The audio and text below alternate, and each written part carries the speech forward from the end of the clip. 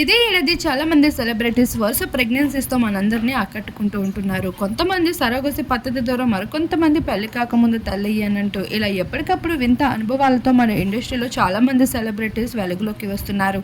అందులోనే కొందరిలో ఒకరైన వారు కూడా అమలాపాలని చెప్పుకోవచ్చు. తెలుగులో చిన్న చిన్న పాత్రలతో హీరోయిన్గా ఎంట్రీ ఇచ్చి తర్వాత మలయాళం, కన్నడ వంటి భాషల్లో కూడా తన చక్కని నటనని ప్రదర్శిస్తూ వచ్చేసింది.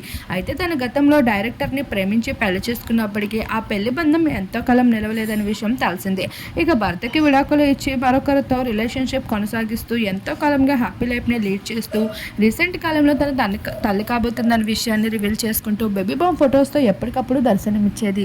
అటువంటి అమలపాల్ ఇప్పుడు మరొకసారి తన శ్రీమంతపు వేడుకలు అంటూ తనకు సంబంధించిన సాంప్రదాయాల్లో ఎంతో ఘనంగా సెలబ్రేట్ చేసుకుంటూ వచ్చేసింది.